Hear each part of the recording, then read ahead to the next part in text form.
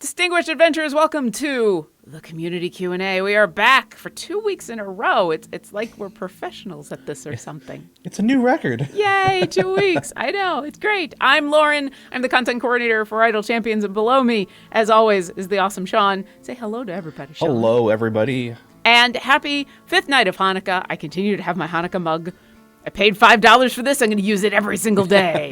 Yeah. I just took care of setting up the menorah for tonight specifically. So welcome to Community Q&A, where we answer questions from the community, like it's a community Q&A. That's part of the name. Oh my God. I know. It's like we picked a really good name. We've got a little bit of Idle Champions going on here. You can ask us questions. You can ask questions about the game. You can ask questions about Hanukkah. Why not? We have also got the awesome M&M in chat, Mars and Martin, who are going to be pulling those questions from chat.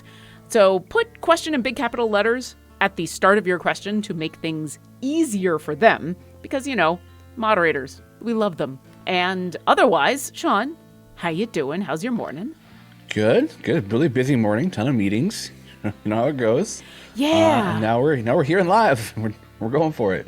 Yeah, we are meeting full. We're getting into that last couple of weeks before everybody goes on a little bit of a vacation, and so it's cramming all the stuff in right away, which is always difficult. Before no crunch, but just lots of meetings. Yeah. No crunch. Yeah. But I mean, it's kind of the normal. You have to do a little bit of extra work before you go on vacation stuff. Yeah. That kind of thing. Before we get going, if you missed yesterday's streams, there were a lot. Yeah. I do have one thing here because we did, I don't know if you noticed this gorgeous key art that I got showing up here in the corner of Zorbu that is from this. You can still collect Icewind Dale Zorbu. Good. You can still get this skin and the Zorbu that goes along with it. I know there's a command in the chat in order to make this code pop up. I don't remember what it is, but I know our moderators know what it is, so they'll stick it into the chat. So definitely, there it is. Zorbu is cool with an exclamation mark. Or no, that's ours. What is it? Yeah. Oh yeah, year-end celebration. There it is. It's one of the two. I mean, I just happen to pick a really good code for our Electrum chest. But definitely go pick that up.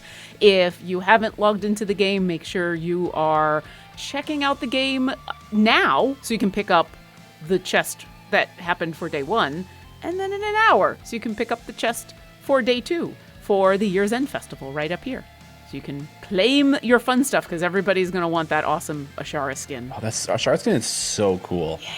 I love just the frozen ice coming up the top of the head. Oh. Yeah, and then on the wings, and the whole thing is just amazing. So yes, make sure now is a good time if you haven't logged in today to go ahead and log in today, and then log in again in an hour, and we'll remind you when it happens. In fact, I think the game will remind me when it happens. So, all right. I think we've prattled on enough, and our question doc is already full of questions. It's getting there, yeah. Yeah. I'll actually grab this first one. Mess Duval, question, would you be my friend? Would you be my friend? I mean, it's an excuse to sing the song, isn't it? And that's always, yeah. The clip of Hope singing it is so cute. Yeah. The booth, like, da-da-da, just saying, like, oh, it's adorable. It is not just adorable, but it also is showing off how much of an amazing actress Hope is, because you can literally watch the moment that she turns from Penelope into Hope when she starts to sing about how she messed up the line. So it's fun to watch. Luke McKay, question, do we ask questions in chat? Yes, you do. I mean... And you did it, too. Good job, Luke. Yeah. You could yell them really loudly at your computer, but there is only one person in the world right now who could actually have that question be answered. And... and so I say for the rest of you, please ask your questions in chat. Garwar wants to know, wait, does this mean the dev Q&A is questions from devs? I mean... Based off our player base, yes. We do have a lot of people who work in software development who play our games, so it does fit. Yeah. Also, I mean, the slightly less jokey answer is they do ask the community lots of questions about feedback. So on a regular basis, they do say, hey, what do you think about this? Or what do you think about that? You can always, so for those that don't know, there's a developer Q&A that happens later on today. And if you miss that, there's other places you can go. You can come to any of our socials. You can go to our Discord, and we'll do our best to answer your questions. But the Discord's kind of the best place. I'm going to fix some audio levels if you want to continue with the questions. Yeah, of course. 900 questions is a new champion for next week. You betcha. Soft and Fluffy Boy is going to be coming out, and he's ready. He's so cool. I'm so excited for the new champ next week. And if you come back tomorrow, that's when new champ will be announced. Yep. Yeah. I don't think I have do I have pancakes? I'm gonna forget. Don't know if I actually got pancakes for him this time. Well, you check about pancakes, Yeah. and I'll go forward with Doorbell Streams. Are you hungry? What do you want to eat? If you could have anything. All right. Anything. Anything? Anything. I am hungry.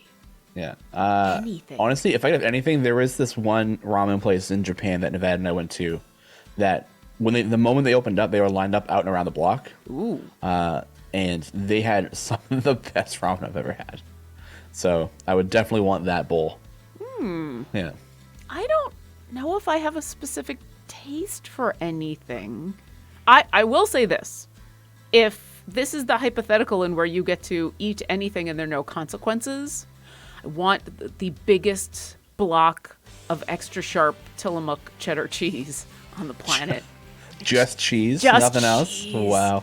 I just want to shove an entire block of cheddar cheese into my gaping maw. You ever do that when you're shredding cheese and you're cutting it up and you're like, okay, a little bit for that, one for me, a little bit for that, one for me. That's every time. Yes. When I was doing cheese, I haven't had cheese in a very long time for health reasons, and I miss it so much. So yes, I would cry if I couldn't eat cheese. I've cried multiple times because I can't eat cheese. No.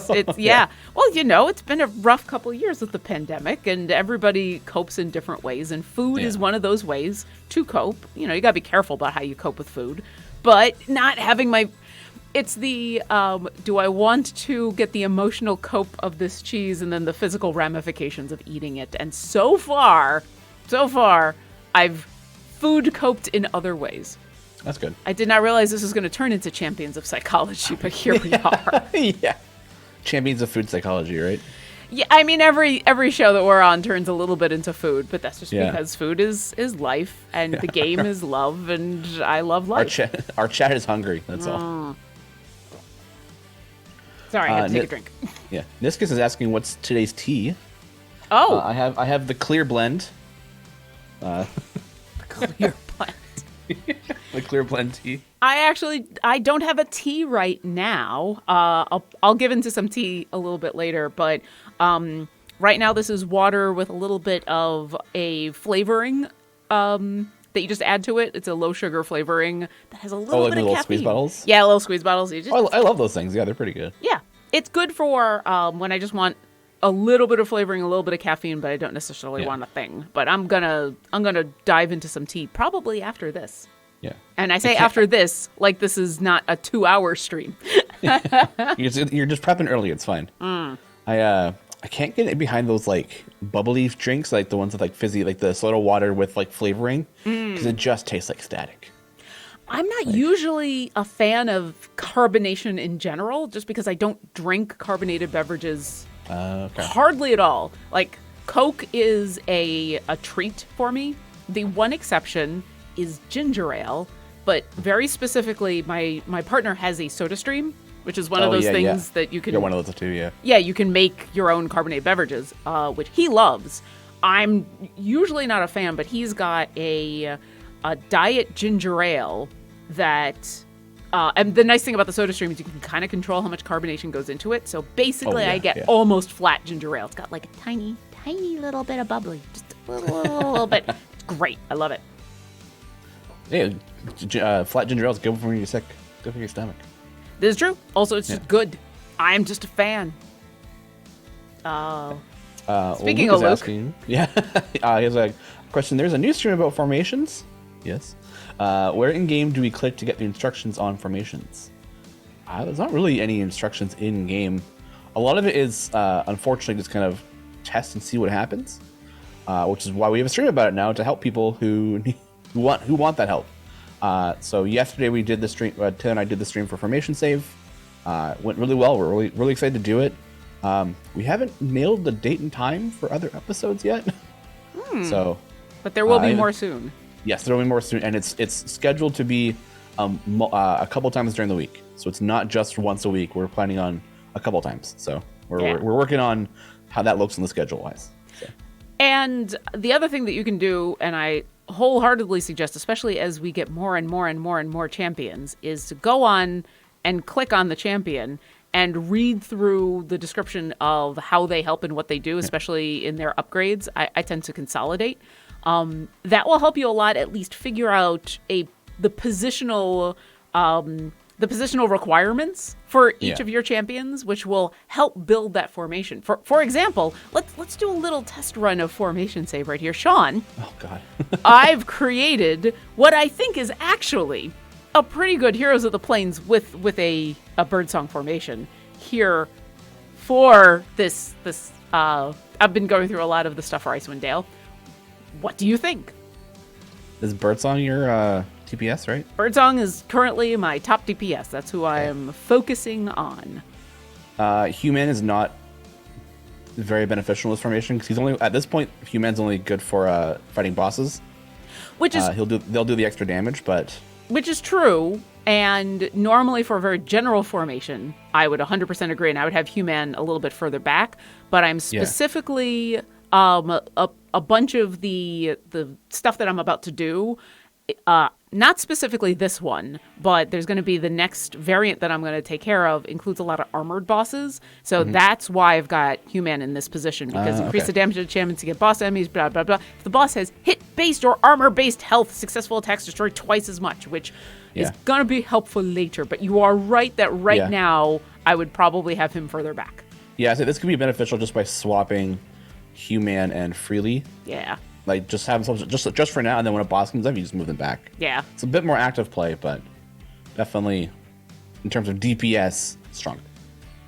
Well, and this will be good for, since I'm not usually an active player, this will be good for when I'm going through the free play right now. And then later when I get to some of the adventure variants that involve the hit point based armor, then I'll go back to my formation save over here. But other than that, I think that's pretty good. I have a preference for having Avern surrounded by people rather than Whittle. Because I think if you're not focusing on speed, Avern should be in the middle compared to Whittle. Okay. Whittle in the middle, man. Whittle in the middle. Whittle in the middle. Because that if you have Avern in the middle, then he gets more images around himself, which provides a bigger buff to all champions. Whereas as long as Whittle's really touching Birdsong, then providing the buff there, that's all that really matters, I think. Okay. I don't think any of the others. So you're not really focusing on the attack cooldown function of Whittle there. So. No, not really. That's true, because Birdsong is already pretty fast. I was also thinking that could help a lot because Birdsong is super fast, so like increasing everyone's speed. But we can give that a try. Yeah, I mean, like monsters are barely making it past your familiars anyway, so. Right now. I think speed-wise, not too worried. Yeah. And I don't even have Briv in his speed formation. I have him, his specialization doesn't include the bonus to his jumping. Because I've built this formation knowing that eventually I'm going to go work on stuff with armor. So, that is, I will go ahead and save that. Yeah, number 2. The before and after. Yeah. There we go. So, yep, before and after. Just a couple of small little changes. Yep. Okay. I mean, most of the time, it's like the ones we were doing yesterday. Some of them just required like a movement of 2 or 3 champions, and some just needed that explanation of like, don't have all DPS. You have 1 DPS and multiple support, and you're good to go. Yeah, that is something that I see, and I did the same thing when I first started playing. I'm like, all the DPS, put everybody in a DPS. You know, that's they're all damage people. Let's make all the damage happen. So I think that's especially from a D&D standpoint, like coming from the game, I think that's a thing a lot of people think about is I just want all of the DPS and that will help. So, all right. Well, I look forward to more of your show. And I know it was incredibly popular yesterday when y'all did it. So I'm excited for more. It's a lot of fun. Required a lot of brain power in the morning. Woo. Cassie says a question. With 17 distinct songs in the jukebox, twice that with instrumentals, can we has a shuffle button / functionality? I thought it does. Hold on. Let me... Well, you can kind of create your own shuffle. Yeah. With like adding stuff to the playlist for you to go through, but it's not, if you want to play every song, you have to add all the songs and then it's just going to play in order. That's true. Yeah. I do this right now, but spoiler alert, I don't actually have the music playing through the game. I have it playing through OBS so that I have a little more control over everything. So I don't want to add things right now or else you'll hear double songs. As much as I would love to have nothing but one problem at a time playing all the time for everything. Yeah. This definitely fits into the would be nice to have as a quality of life update, and will be shelved until we're ready to do bigger quality of life stuff. Until then, it's still the focus on bugs and updates and stuff like that. So. Also, make sure that you go ahead, if you like the new music, if you like Bardic Inspiration Volume 2, make sure you go ahead and buy it so that you can not only have access to it on your home computer with all the really nice files, but so that we can maybe make another one. Yeah. You know, go ahead and buy yourself some really awesome D&D albums. Also, don't you want to sing to one problem at a time all the time? All the time. All right, Lurking Writer has a question. Will that key art for Zorb be made available as a wallpaper on the Discord? I believe so. I think all key art is going to be changed into a kind of wallpaper format. So. Yep. I have not heard of otherwise. It just might take a little bit. But yeah, I believe all that. Anytime we put out key art like that, it eventually ends up in the Discord as wallpaper because it is beautiful. Morgan has a question for, has there been any discussion about rebalancing large bounty contracts? The 8-hour times dropper had made this a disappointing drop from chests in comparison to other epic drops from chests, potions, contracts, etc. We haven't had any plans to change it. Honestly, the biggest thing people use the large bounty contracts for, or just bounty contracts in general, are event tokens. So that's where people get, like, they'll save up until the next event, then dump 500 small, 300 medium, and 50 large, and then have tons of event tokens for the entire event and never have to worry about it. So, I mean, I'm not quite at those numbers, but yeah, I saved them up for that exact reason.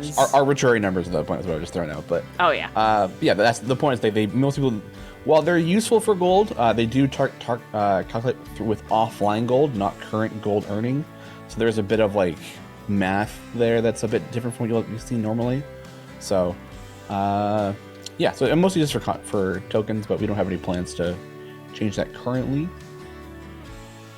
If anything, we need to be what would be being fixed is the offline gold calculation rather than the contracts themselves. So, ooh, how so? Which I think is something that we've been looking at because we've noticed that sometimes the offline gold is a lot less than what it should be. So we've been looking at that when we have chances to like, what is wrong here, and then.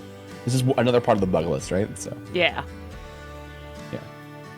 The continued fight with bugs. Yep, never ends. Hey, if you're new to the game and you do encounter a bug, this is a good time to remind you that the best way to let us know about what's going on is this little support button down here. You click on it. Support will open up in a new browser tab. You say okay, I'm going to say cancel for obvious reasons. It's going to open up a window that you can give us all sorts of really important information, and it'll tie back to your account so that we can look up details so we can try to get that fixed faster. Yeah. You can also go through the main menu if you don't like the little button. It's easy for you to open the main menu and then just do support. Same thing. Yep. Vega Dark 541. Question. Can you explain the logic behind the price of the new 250,000 gem familiar? Specifically, why this price was put on a familiar that was given away for free onto a specific platform, and not a platform that needs help compared to, say, console? Well, we put two gem familiars up, one for 5,000 and one for 250,000. So it's just on opposite ends of the spectrum. You can earn gems very, very fast nowadays with the multiple parties. So 250,000 gems, if you're running the parties, even on console, should not take very long for you to earn to get. Most people probably even already had that amount of gems if they hadn't been spending them on a regular basis. So I don't know. I'm doing You gotta okay. add things for people to like go, oh, this is a new thing we added. Let's work towards that, right? It's just a new goal to reach. So, As for specific numbers, I don't think we usually talk about that. We just try to have a nice variety of stuff in the gem shop. yeah, you put them on like both sides, right? So you put both sides of the spectrum. So you get one at 5,000, so super easy to get. I mean, I think the new variants provide 1,000 gems on completion. Yeah.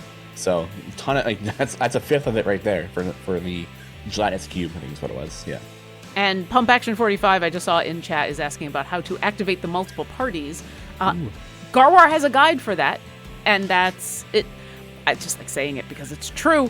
So yeah, it involves doing some specific adventures and getting yourself some. Well, you don't have to have the Modron cores, but doing a couple specific adventures. Basically, split the party and split the party 2, which are difficult but not ridiculous. And I would definitely go suggest taking a look at those guides, because depending on where you are in the game and how far you've progressed, there might be a couple of things you can do to make those easier. So definitely, yep, everybody take a drink. Garwar has a guide for that. Yeah, the biggest thing for split the party and to get multiple parties is to, as long as you have to have 2 champions in every single slot. So once you have that, that'll unlock your first ability to do that. So. Yep, but the nice thing about Garwar's guide is they also go into a little more detail about some other things that you can do to prepare for that and how to actually get through, because split the party and split the party 2 involve, especially for those of us who are less active players, who are more the set it and forget it, it involves a little more active play that you might need a little bit more information about. So definitely take a look before you attempt it. And you know what? If you don't, it's not like you lose anything. You'll earn gems and favor and everything. But yeah, it is difficult, but it's not impossible. And then you get yourself a bunch of different venturing parties. I don't have other groups going because I wanted to make sure that I had other parties available in case we needed to show something off. But usually I got 3 parties running almost all the time. Monkey Porter 1983 had a question. Is there any plan to allow players to load one save across multiple platforms? Example being a PC player being able to open and play their PC save on a phone or console. Unfortunately, we have no plans, and I don't think we ever will. A lot of that just ties down to specific platform contracts not really liking multi-party play or multi-platform play. Yeah. So it would put the game in a very precarious position if we ever opened that up. So I think the first thing we've only kind of done this with Congregate or with WebGL in general. It's like, well, you can migrate off that platform. That's only because we're closing that platform. So yeah, those were extenuating circumstances for sure. Yeah, exactly. Yeah,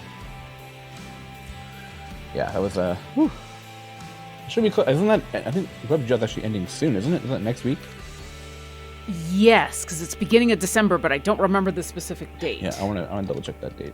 Yeah, I will. I'm also December checking. 8th. Yeah, December 8th at 11:59 is end of life. So next Wednesday is your final. It's the final day that WebGL will be active. And if you are playing on WebGL and you're listening to this right now, what should those fine people do in order to migrate now? Mass exodus, please. But how? Yeah. So at the top of your screen, and every time you've loaded up the WebGL version of the game, you'll get a big screen that says, like, here's how to migrate. Grab your code. You can take that to any other platform you'd like. I think Switch is a bit behind right now because that's still waiting for its latest updates to have that. But then if you open your menu and go to your settings, I can do that. Also, I just saw a Banana Mobster in chat saying that migrating off the WebGL platform is extremely easy. You get lots of good loot as well. So yes, we do try to make it as easy as possible. Yeah. You don't have to migrate to get that bonus. It's if you had a WebGL account before the announcement, you just got the stuff. Yeah. So you don't have to migrate if you don't want to technically, but as of the 8th, you cannot play on the internet on WebGL anymore. Mm-hmm. So if you go to your settings, go to my settings. In that bottom left-hand corner, there's a WebGL migration button, and it says complete. So you hit the complete button, you'd enter in your little, I think, the couple letter code you got, and hit migrate. It'll be like, are you sure you want to do this? It'll overwrite whatever counts here, and then it'll pull it over, and then you're done. And that's it. It's super, super easy. Yep. And if you have any issues with it, us on the support team, Taylor and I, are really quick to get into those ones and make sure that the move over is smooth. So. Yep, as painless as possible. You got it. Women's School Leopard has a question. Are silver/gold chests weighted to give newer evergreens like Zoromorph? No. Oh my god, what was his name? Zeraphon, thank you. Or just yeah. They're not an alien, no. It's a hard name. It's a hard name. I read the wrong name. Now I forget. Okay. You know what? I will help because I helped write the blog for Zeraphon, so I did a lot of practicing saying the name as well as writing the name. So now I'm much better at writing and saying Zeraphon. So Zeraphon. Well, I'm just gonna Zeraphon. There we go. Changing the question. I don't mess it up. Okay. Are silver/gold chests weighted to give newer evergreens like Zeraphon more items than others, or is an equal chance for everyone every time, meaning later champs will always be behind? So chests will always try to target an upgrade for you. Zero what? Xerox what? Yeah. So let's say you have a fully epic Brunor and a completely no item Zeraphon. Most of the items you'll get will be geared towards Zeraphon at that point, just to fill the slots. So it'll always aim, at least one of the pieces of equipment will be geared towards Zeraphon, because it'll be considered an upgrade at that point. No item to common to uncommon to rare to epic, that sort of thing. So it'll always try to aim for that upgrade first. That's the weird part of that too, is that an upgrade is not always a guaranteed rarity, but it'll always try to upgrade. So this is fun RNG, which I'm trying to explain. That's an amazing sentence you just said that probably makes way more sense in code. Yeah. It's probably one of those if-then sentences. Yeah. It will always try to upgrade, but it does not guarantee the rarity of said upgrade. So, yeah, my brain still has problems with that, but so it'll always try to kind of give you the upgrades and fill the empty slots with at least one piece of equipment per chest.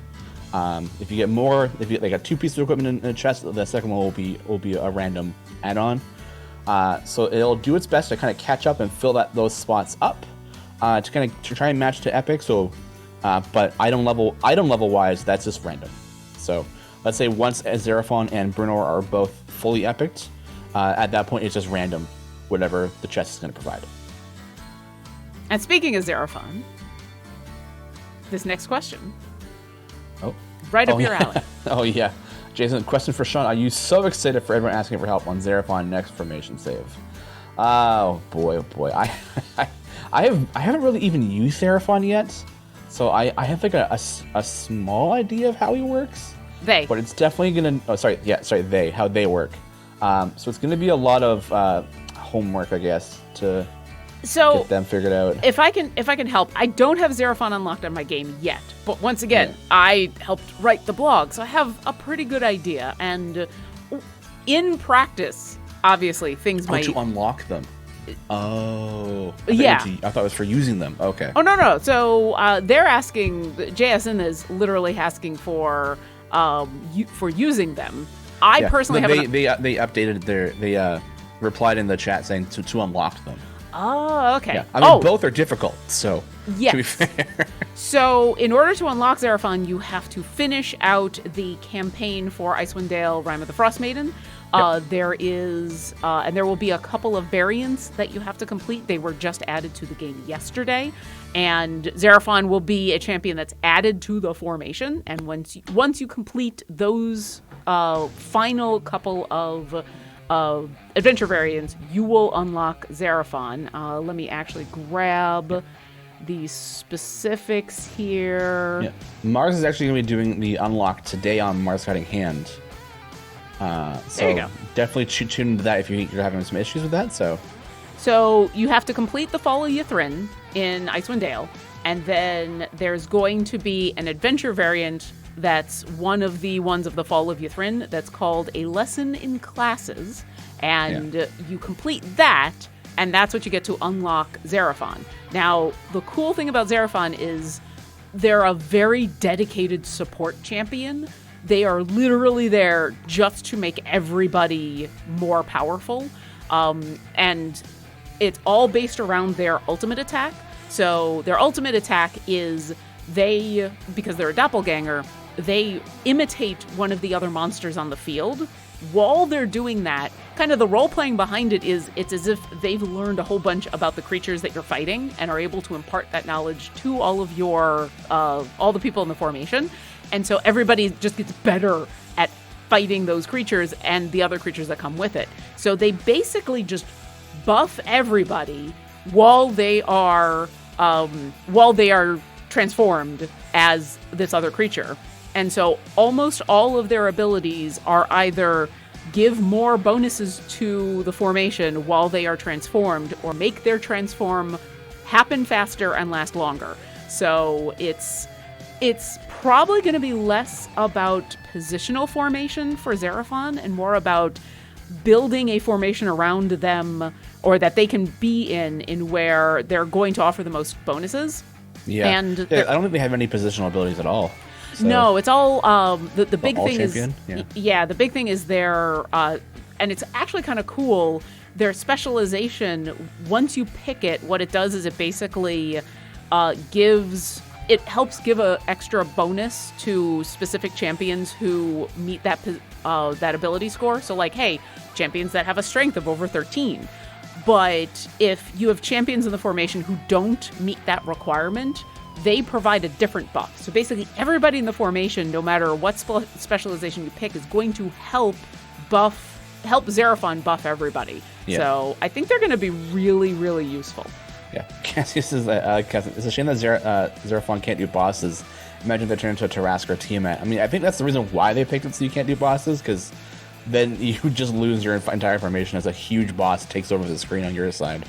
Like, imagine you're fighting the hag house that's in the tree that's like moving the big house one. Or Tiamat. Yeah, or just a giant dragon that would cover your side of the screen. Yeah. Like, okay, now I can't move people in my formation, so. Well, and that goes back to Xeraphon being a doppelganger. They can only transform into creatures that are of a similar size. Like, this isn't, there's a lot of really magical things in D&D, but that's at least one of the limitations on doppelgangers. They can't suddenly become gargantuan, so. Yeah.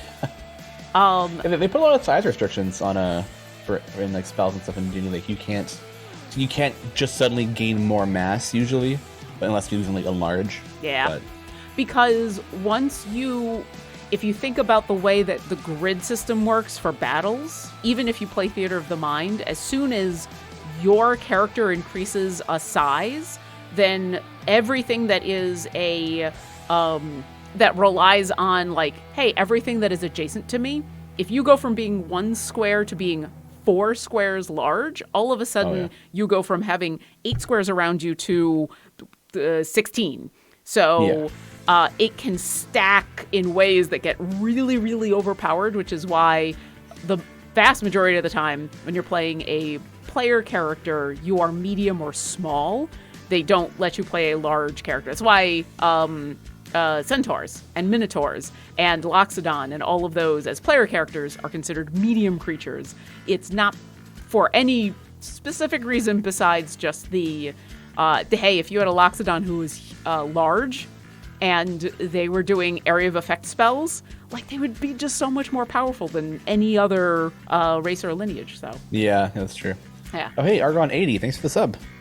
Hey, thanks for sub. Enjoy your emotes. And I'll grab this next question because I did ask. JDog2773 wants to know who is on Idle Insights today.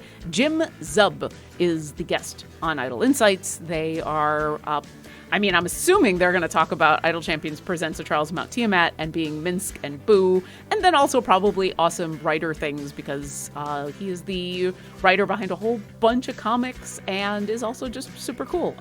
And they gifted 5 gift subs. Oh my god, thank you so much, Argon. Hey! Everybody enjoy your emotes. Yeah, everybody. Woo! Yay! Yeah. Natural 20s in chat. I love that. Cute Mischief is asking, why can't I play Idle Champions on my Kindle? It's not on the Amazon App Store. Please, can this be fixed? Yeah, new platform alert. We're going on the Kindle. The black and white screen will make for good explanation of champions. Yeah, could you imagine playing Idle Champions? Like, it's a super clear screen because they do that magnetic file stuff. Sure. Well, and that's why Kindles are black and white. Have you heard about? So there's Kindle Fire. Oh, okay. Yeah, because I know which is most like an actual tablet. Yeah, because the reason that those standard Kindles that you can read them without the same eye strain that you get with a lot of screens is because it's actual physical things happening. Like they're little. I'm gonna get the science behind this wrong, but if I remember correctly, it's like little iron filing shavings that then get pushed into all of the shapes. So it's an Etch-a-Sketch? It literally is like an incredibly powerful Etch-a-Sketch, a really, really specific one. But that means that your eye is reading a physical thing instead of a digital thing, which is why you get way less eye strain, but you can still have the convenience of the pad. That was the whole purpose behind the Kindle. That's so cool. Okay, that's cool. I didn't know that. But that's also why it's black and white. Yeah. Argon80 says they're a new player, but they love this game. Well, much welcome to the community. Hey. Thank you for the gift subs. We have so much for you to catch up on. Oh my god. Yeah. And this is a great time for you to join in the middle of the Year's End Festival, where we're just giving out a bunch of free stuff. So absolutely. Great timing. Great timing. Yeah, and actually, there's a good time to remind everybody, since there's only 20 minutes left, if you haven't picked up your Year's End Festival for day 1, go ahead and do that, because in 20 minutes, it's going to be day 2, and you're going to miss out on day 1. Yeah. Also, what's with the dog? Who's got a dog? Oh, that's Faith. So Redrum brings his dog in the office about twice a week. She's super great, but whenever somebody walks up to the door, she wants to protect us. Aww. So she just goes woof woof woof all the time. Oh, puppy. She's super cute. She's super cute though. She likes to beg for food every lunchtime. I got a chance to meet her when I came up for Extra Life, and oh yeah, good. I have to say, low key, one of my favorite moments the entire week, the entire couple days that I was there. We had a morning meeting, and I was sitting at a table for the morning meeting. And she just came up and sat under the table at my feet, was just like, okay, you're petting me now. Yeah. Excuse me. I am yours, and you're going to pay attention to me. God, Faith, what is going on over there? And I spent the entire meeting, I was listening to the meeting, but I was also just like getting to pet a dog. And it made me so happy. Yeah, so all the times she'll come over and I'll be like typing. I'll like put like do one hand typing, start petting her head, and then when I stop, she just starts like nudging my leg, like, "Hey, you've stopped. What are you doing?" Okay, I gotta work, Faith. I'm sorry. Yes, your work though is petting Faith. Yeah. Everything else is secondary. Yeah, she's so sweet. I want to give her like my fries and stuff every time, but I know I'm like, Redrum, and this is okay. And he's like, no, she can't eat anything that's not like specific. I'm like, oh, okay. Yeah. But I want to give her snacks and treats because she's so cute. But that's and why she barks a lot. Yeah. Sorry, Faith, we love you. Yeah. I hope Doggo Cam went. Oh, I wish. Yeah, we'll get one house dog because she's usually hanging under Chris's desk. He's a little dog bed for her and like her water bowl and stuff. So we'll get a camera over there at some point. We'll just point at Faith whenever she's in the office. I'm just now picturing the CNE Twitch channel is during the day. We do all of these fun streams with painting and playing D&D and playing the game and Mars and Garwar and all sorts of stuff and pancakes. But then when we're off air, it is just doggy cam. Yes. It is Faith doggy cam. Somebody call Dylan right now. we found a way to improve the channel. All of our moderators are like, can I moderate that show? Yeah. Can I moderate the show that is just doggy cam? It's just dog. Yeah. Just make it emo only. Oh, that's all you gotta no. do. You don't have to mod it. You just emote only and let them. Emote only, and then we do a community challenge, and you donate your channel points, and if you donate enough channel points, she gets a treat. Yeah. For every 1,000,000 points donated, we get to give her a treat. Oh, yeah. This is for every sub we pet the dog. I think that's adorable, but I try to avoid doing anything that's like you have to spend money on the Twitch channel because that's fair. You know, but I like the idea of the channel points and then this is the best worst idea I've ever had. Yeah, take my channel points. I am in. Yeah. Dylan, we have the perfect way to get everybody to spend all their channel points. I have 2 words for you. Doggy cam. Yeah. Doggy. If a Twitch channel that lets you feed ducks? What? Oh yeah. I'm sure this best worst idea that we have come up with is certainly not the first or last time that I'm pointing a camera at an animal that everybody is going to love. it has happened. This is not an original idea. Yeah. All right. Lanky Plonker. Happy holidays. Hey. Has there been any thought to adding a random skin option for each character so they just send a random available skin for each run? That is a great quality of life suggestion. I do like that because, yeah, so many champions have so many different skins, right? And so it'd be good to have a way just that every time they start on, it's a randomized. So that's a great idea. That's interesting. Yeah. I do like that one. But that fits in like the quality of life for later after bugs. So yeah. I'm going to grab this next one because then I get to talk about one of my favorite subclasses. H. Gilham. Question, any chance you will add subclasses from Tasha's? I love playing my Psy Rogue in my latest game. First off, yes. You're the Soul Knife Rogue is super fun. I miss playing my Soul Knife Rogue. They're so much fun. Being able to like do the mental link to a bunch of people, being able to just create psychic knives. So cool, so cool. As for adding subclasses from Tasha's, it really depends on the champions that we get, is all. So it's not that we have been avoiding that, it's just we haven't had any champions. Have we had any champions yet that use any of Tasha's? I don't think so. I don't think so, no. We've got a couple that are using homebrew subclasses. Yeah, Tasha's is pretty new, right? Relatively. Still? I mean, it came out last year, and so as a lot of you know, the lead time with getting champions into the game is many, many, many months. Like, we work with our content creators over a long period of time. And so the chances of someone that we've been working with having a character that has a subclass from Tasha's gets better the further we get into D&D's life cycle. But Tasha's has only been out for, I think it's like a year or so. That being said, there might be some coming up. There might be. I'm trying to remember the champion that's dropping tomorrow. I don't know if. Let me look that up real quick. I'm gonna double check something. You go for the next question. But yeah, that is. It can definitely happen as soon as we have a champion in the game that uses their stuff. Yep. Dorta 2 Norax has a question. Can we know what position the new champion is in? Like what slot? I don't know if I am authorized to spoil that. Yeah, that's kind of thing, yeah. I don't know if we're allowed to spoil Redacted. So I'll move on from that one to not get in trouble. Yeah. Sorry. 00 Wizard 00. Is there a place to go see which champions are only available from time gates without going one by one? I know you can unlock any, but some are only from time gates or buying with wild offers from what I hear. All champions can be earned in time gates. So you don't have to purchase champions. There are no champions behind a paywall, kind of, except for nerds, but they'll be free in March. So that's the only kind of weird one, the offshoot one. Is there a place where we can see the...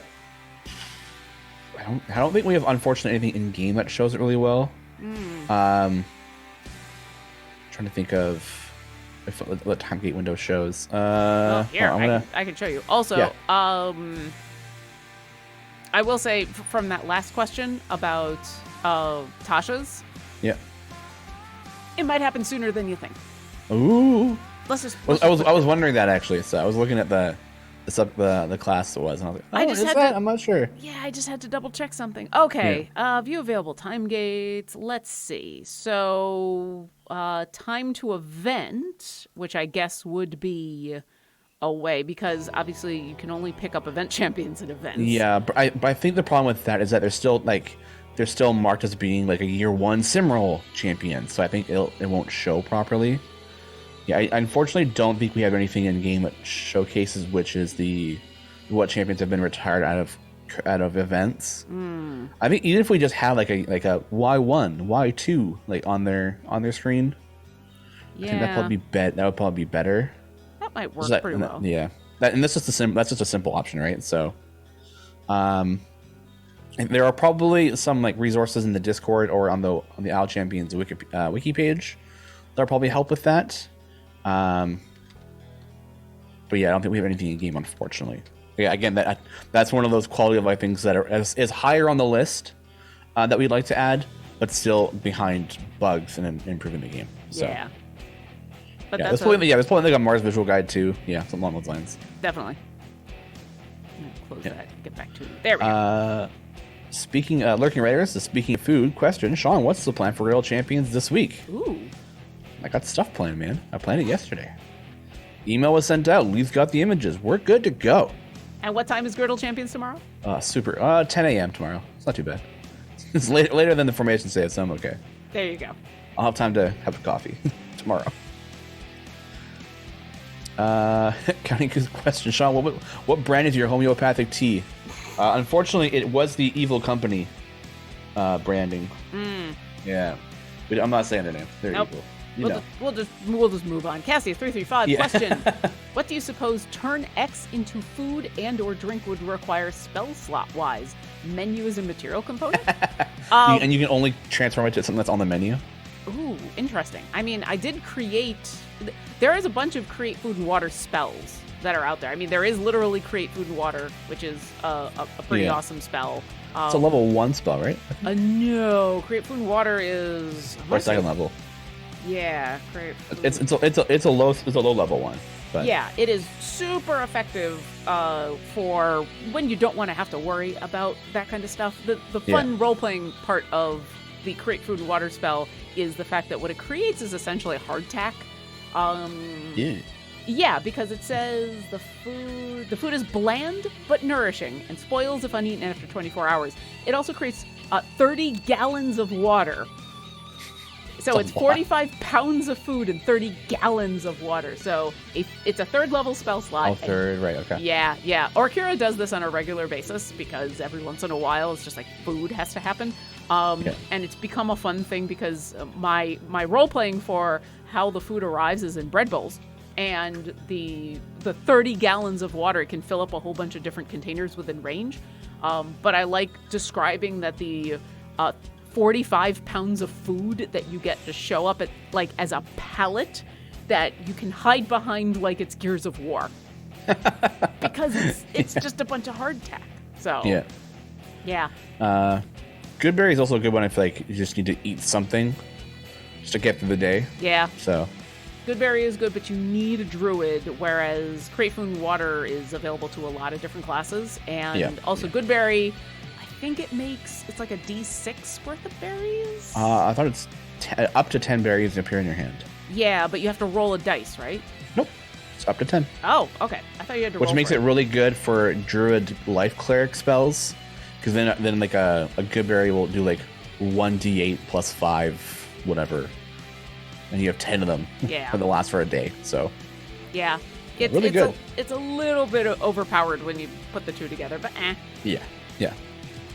But if you were to turn something else into food or drink, I'd probably just attach that to a 4th level spell like Polymorph. So you're forcing something to be turned into something else. So you're polymorphing. You're turning it into food rather than an animal. See, now I went Retamorph? more. I don't know. I went more with the idea of just spending the spell slot was enough because I've created a couple of spells that are along the lines of Create Food and Water. I created a homebrew spell that's called Create Breakfast and Coffee. Oh, yeah.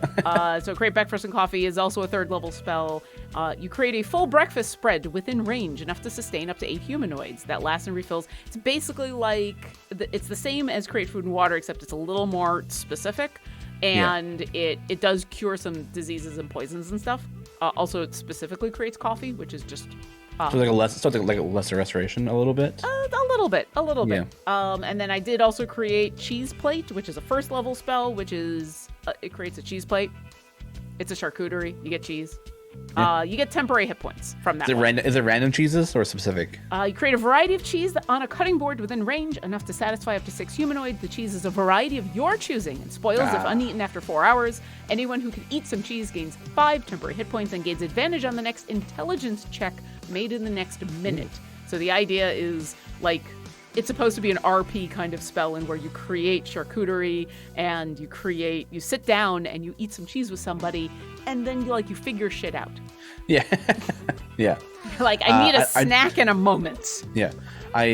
I feel like you missed it. There's like a point. Just having a table as a roll for cheese would have been nice. Like, you're like, oh man, I rolled brie again. I don't want brie. All right, we're gonna eat the brie, and like, this doesn't taste good, but it's the ideas are flowing. Yeah, that's an idea. I do like being able to pick your own cheeses though, because then if you want to flavor it as, oh, these are all cheeses that are for people who are lactose intolerant, so they, they're like goat cheese or something like that. That you can go down that route. So that's fair. Okay.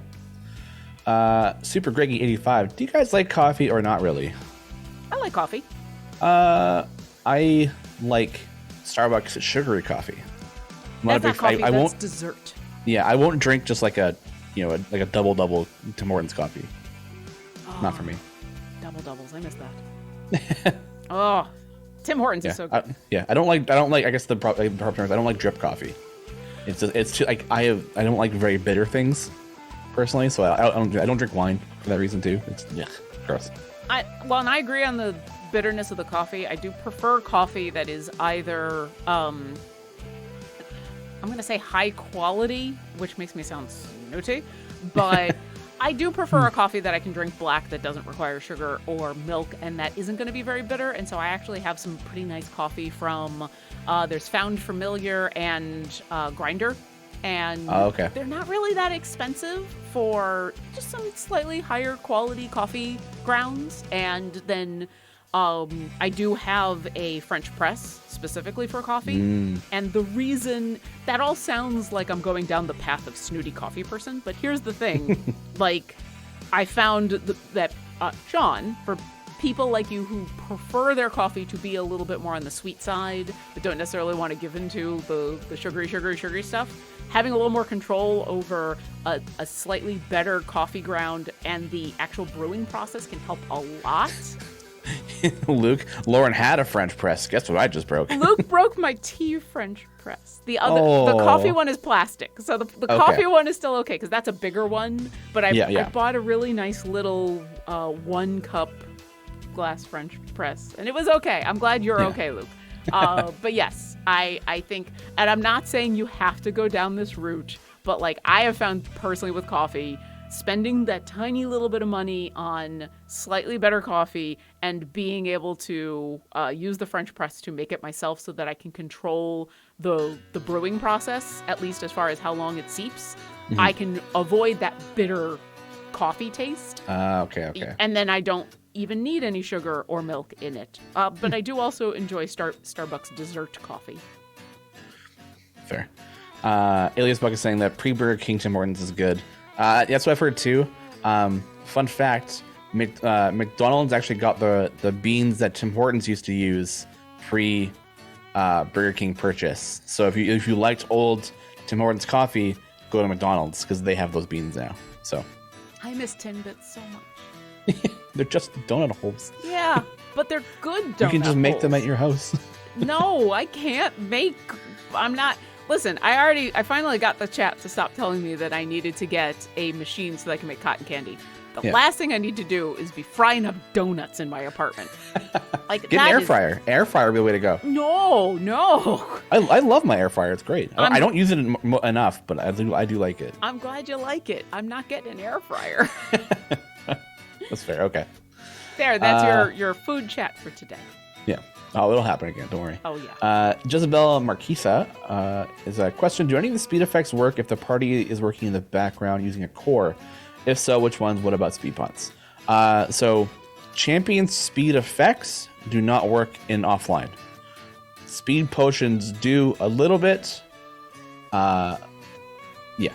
I'll just leave it at that. I don't have a specific answer for like. I know people have said they do work. I think we did adjust them to work, so that should. And yeah, that's what I got. Slam Fist has a question. Is Furley's favorite bonus automatically applied when you check the complete button? Yes, that is when it gets. That's when it gets applied. Is when you complete the adventure. It's always a lot of questions about Freely's favor bonus. That seems to come up a lot. Yeah, it's a bit of a weird one because it happens specifically like when it completes the adventure, right? So it's like it's the timing of it all, right? So, that makes sense. Luke has a question. Other than Potion of the Gem Hunter, what is some good ways to earn more gems? Get a speed formation with something like Briv, Deacon, Sentry, Human, Melf, Havilar, Whittle, and Xander, I guess. I don't know. The shade. Yeah, the shade. And use those and just put them on like Cursed Farmer or Mad Wizard, one of those two ones, and just run it. If you have a Modron core set up, just find kind of like the furthest you can go, set that as a reset point, and just keep that going. That is the best way to earn gems. And favor. Yeah. Doorbell streams playing Question. Quaesshun. Question. Regarding the issue with Potion of Fire Breath descriptions not matching how they actually work, says that they add to click damage and actually replaces click damage. Any word on a fix for that? I know it's a minor thing, so probably not, but I had to ask. Yeah, that one's a bit weird. So the Potion of Fire Breath set, like the potion itself says adds blah blah blah bud to your click damage. Yeah, I've got the large up here now, and it says as 300 seconds worth of your bud to the base damage of each click. Yeah, what it actually does is it replaces your click damage with that bud damage, because your bud damage is going to be so much higher than your click damage that whatever your click damage is doing is so insignificant compared to that it doesn't really do anything. So I think what will most likely happen is that the potion will the wording of the text will be updated to match that compared to it being changed to add. Yeah, the message will be updated. I think that's kind of that would be the goal for that one. It's doing the good thing. It's just a better update to the text so that people more easily understand what's going on. Yeah. Personally, it's noon. Yeah. So get your year's end chest. It's time. Everybody, go ahead and click on the year's end festival. There we go. You sounded so excited there. Like, everybody, get your chest. I had a moment where I'd clicked off of the game, and so when I thought I was clicking onto the year end festival, it didn't do the thing where I clicked onto it. My computer just re-clicked onto the Idle Champions window, and so it didn't work. So I had that moment of I've clicked and nothing has happened. Yeah. But yeah, let's go ahead and claim year's end 2. Come on.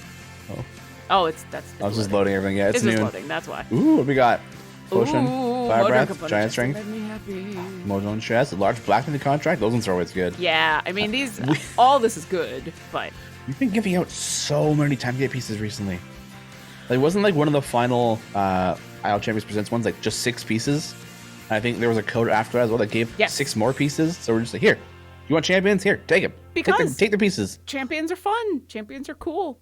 I also recently finished my Trials of Mount Tiamat, so here we go. Here's a Glory Bahamut chest. Oh wow, that's a lot of epic scrolls. That was really nice. Yeah, and I'll go ahead and get this Modron chest opened up. Yeah. We'll do a tiny little unboxing here, and I'll get this gold chest opened, and there we go. We'll come back to the game. Darkhorn 3. Question: are there any plans to help us manage feats when doing variants? Right now, there are so many feats that make champions eligible or not eligible for a bunch of variants and our patrons. I'm having trouble keeping track of who I can use where. That is a very, very good point. That's something we've been kind of looking at. Not necessarily. I don't think we have a plan for it quite yet. The ideas that's been floating around, I think that some of the community have suggested it. It's just to add some sort of icon to the champion.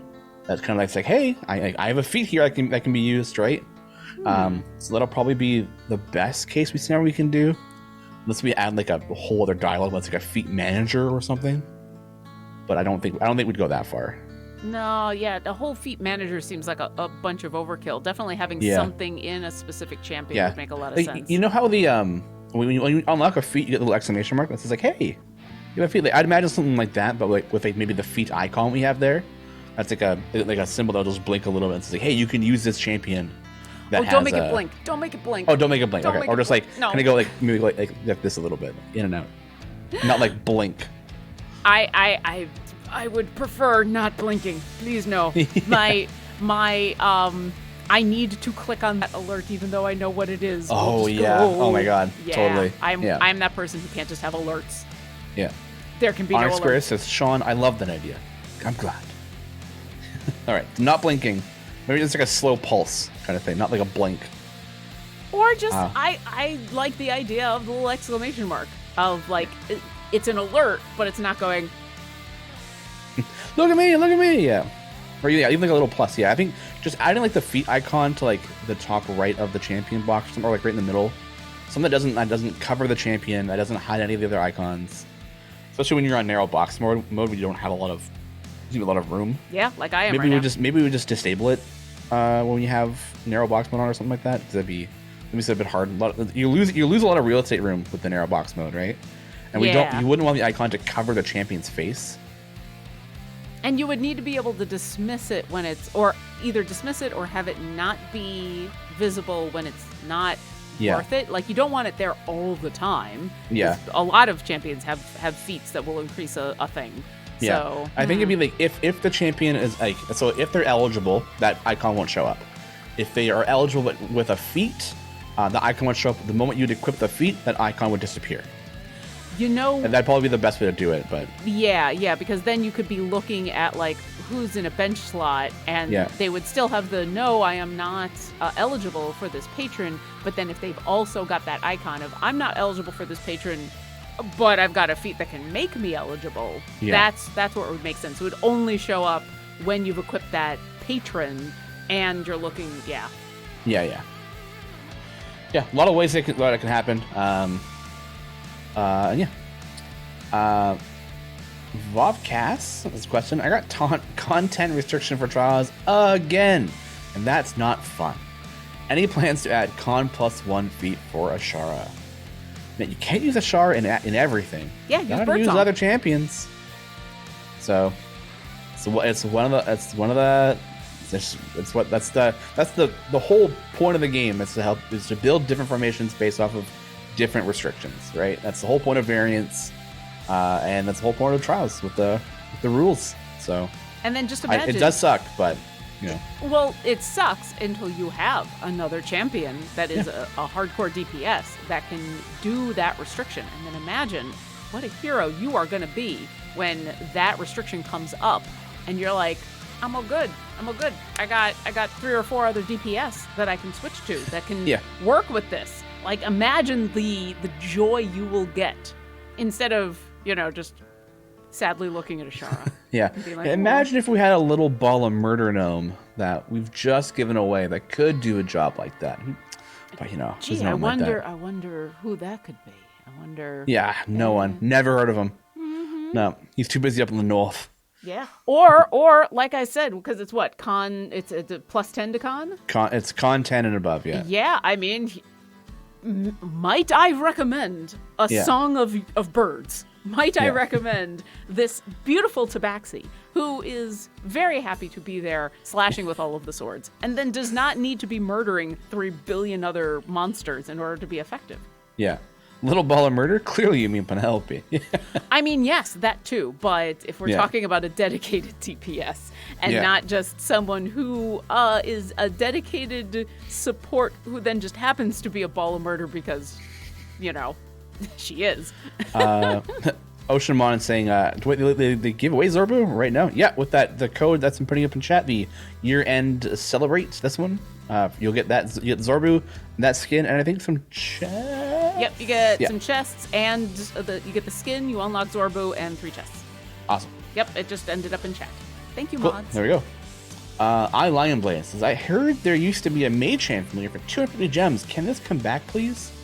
It's still there. Yeah. That is the first. So it used to be 1,000 gems, and then we're like, that's a lot of gems for a brand new player to get. So we brought that down to 250. So that is available. It should be in the gem shop, or if you open up your familiar dialogue. If you haven't gotten familiars yet, you have to be able to reach. You have to complete area 66 in any adventure, and once you've done that, you'll unlock the ability to use familiars. Yeah, when you open up the familiar dialogue, if there is a familiar you do not own and you hover over it, it should either tell you what you need to do, or, like, I don't have the pseudo Dracolich. It says click to see premium pack, and you can just click on it and it'll show you, this is the pack I gotta buy if I want to get this. Same thing for if there is a familiar that's a gem familiar, or the ones that are patron, you can purchase with patron. It should tell you, oh, you can get this by going here, click here, and it should bring you there so that you can start to plan out your, how do I earn this? That's one. Yeah. What symbol is that on the door in the... what is that? A zodiac symbol, right? Or am I just crazy? I don't think it's a zodiac symbol. That's probably probably a Mythalore symbol of some sort. It looks like a zodiac symbol. I just can't remember which one it looks like. I don't think it's one of them, but I'm not sure. Also, I got very distracted for a moment because Monkey Porter 1983 said 700 gems away from the cube. The cube. The cube. Oh, is it Scorpio or Capricorn? Maybe. Okay. So that was just every time I look over and I see that, and I go like, what symbol is that? Yeah, I'm not sure. It looks like something. All right. Luke McKay did day 2 of Year's End. Day 2 just started at 12 o'clock Pacific Standard Time. So yeah, you can only get the chest once per day. So and that means if if you don't get the previous chest, you don't get it. It's gone. Yep. And if you get 4 of the 7 chests, that's how you unlock the special Ashara. If you are ever unsure about time zones, it should tell you right here how many hours you have until the next chest unlocks. So you can kind of figure that out for your own time zone because, time zones. Yeah. Cause it targets 12 p.m. Pacific Standard Time. Or is it PDT right now? I don't remember, so I say Pacific. Pacific. I like that. Okay. I just say Pacific time, and then, Yeah. Bula Slinky is asking, is Xeraphon's unlock variant hidden on WebGL? I've not yet migrated because I can't find a platform, Steam or Epic, that works on my old MacBook. Ooh, I don't think the Xeraphon and stuff got converted to WebGL, or ported. That's what I was looking for. Got ported to WebGL, because you would have had Xeraphon for a week, so it just didn't seem like a fair thing to do. Like, hey, here's a new champion. You have 1 week. Have fun, right? Platform-wise, Steam, we do have a Mac build for Steam. We don't for Epic.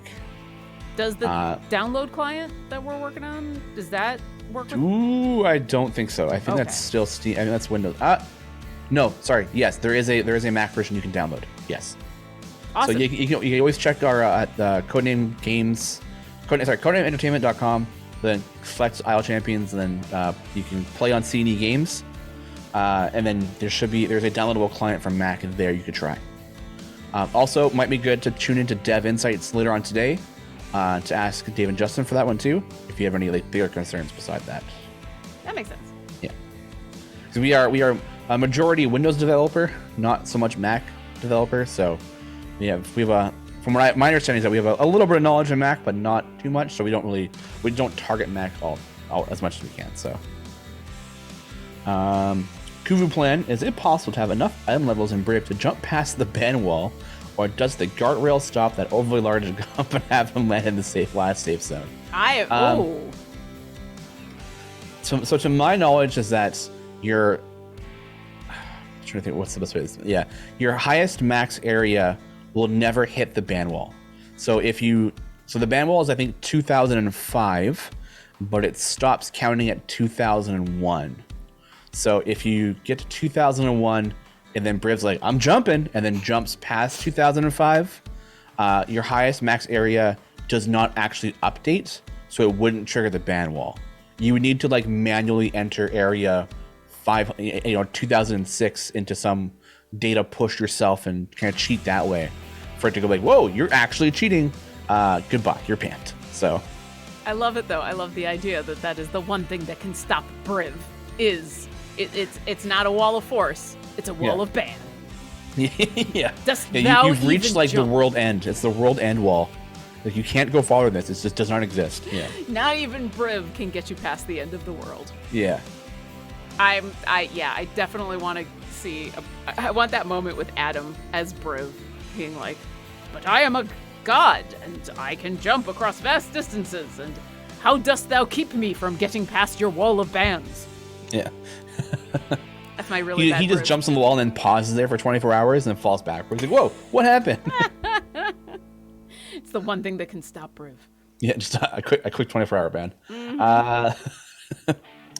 The Lurking Writer. Question. Any chance of a community-created champion, either through a competition or genuine community collaboration, obviously refined and made workable by the devs?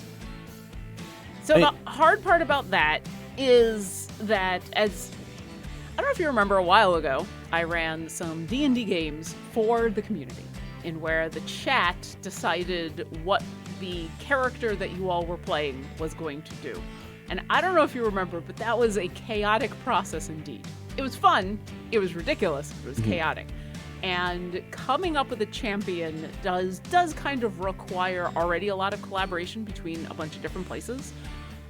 So probably not a community-related champion. That being said, we often hear about the community who they don't necessarily want to create a champion, but what they're asking for is like, hey, can we get more champions who are Dragonborn? Can we have more champions that are evil? Can we have more, champions that fit a specific thing so that, it works with Ashara's buffs, or it's going to work in an evil formation? And stuff like that can help when we create our own champions to go into the game, which happen every once in a while. So I would definitely say, give us those suggestions, come to our Discord and say, hey, I'm looking for more of this or more of that, because those are the kind of suggestions that we can then incorporate into future champion goals. It's a little easier than like a community created champion, because that's, I think I would stay away from like having them pick abilities for champions. I think we'll like, off the top of my head, like we'll put out a survey for people. What out of these races, which would you like? Out of these tags, which would you like? And then and they kind of go with that, and then leave the actual ability stuff to like to Justin and Pete to do the design part of it. But like here, like, you guys create like the outline of like the character model and the look, and then we do the actual designing of the abilities and all that kind of stuff. I think that would probably be the best way to go about it if we ever did such a thing. And I think would be kind of cool, but people have been asking for that for a while. We also don't want to do one of those, hey, enter a contest and your thing can be in the game, because we don't want to ask anybody to do work for free. So that's one of the reasons that we kind of avoid that, hey, submit your art and for a contest and where you could get free stuff or whatever, because like, no, you should get paid for your work. Yeah. So that's why we haven't done any of those contests, because they're unfair to you. Yeah. It actually, that reminds me of the fireside chat that Matt Mercer did for Critical Role, where they came up with that turtle bard that had I don't remember his name. Oh my god. He had like the bagpipes attached to his shell. Yeah. What was his name? Oh my god. From Campaign 2. Orly. Yes. Orly, thank you. Yeah. Orly. Yeah. Thank you guys. It's kind of like that. That's the way I envision it. Like, you get the chat and the community would create the outline, and the actual character and the details are made up by the team. So yeah. The anonymous lurk: are nerds considered evergreen, therefore normal and silver gold chests? Yep, nerds are considered evergreen champions, so their gear is in the normal silver and gold.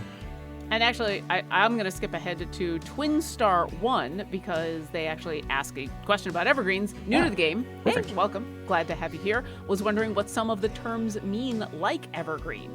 So yeah, if you ever have a question about what a specific term means, because a lot of us in the community can use these terms that are not necessarily even in the game, but we've just grown used to them, always ask. Come to the Discord, we have a subreddit and all sorts of places where you can ask. But evergreen specifically means they are a champion that you unlock just by playing the game. So they're always available. Either they're just the champions that you start with, or you unlock them by playing through a campaign. And so you get gear for them and stuff for them in any of the regular chests that you get in the game. Silvers, golds, electrums, that kind of thing.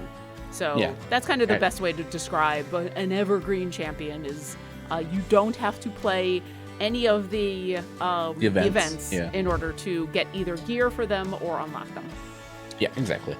They're available all year round, just like the evergreen tree. Ah. There we go. That was a much better way of describing it. Yeah. But yeah, yeah. Actually, that's a good, I'm going to ask Sean right now, Yep. since that is a thing that sometimes happens in any community, is you come up with these terms that everybody uses, but don't always have a really good explanation. I would say your wall is a good thing. So we use our wall a lot of the time. What does that mean when you say when you've hit your wall? Yeah, so when you hit your wall, that is the highest possible area you can reach, and just whatever it seems to look like you just can't get past. Like, no amount of potions or pushing or champion levels up, and maybe you can't level up champions anymore because you're completely tapped out on golds, and you're just not earning enough anymore at that point. Your champions are below the DPS required, and you just can't beat that boss. So for whatever reason, that's what we kind of consider your wall. So I would also... We don't really have a whole lot of, I think, in-game jargon. I think the wall, which is actually a pretty common term for idle games, and evergreen being kind of, I think, the big, like, this is our community-centric word. I think the other one that it's in the game, but it comes up on a regular basis that's a little confusing for a lot of people is either item level or gear level. That's because we're not consistent with that term in-game. With the Mert unlock, we call it loot levels. Yeah. And then everyone else calls it item level.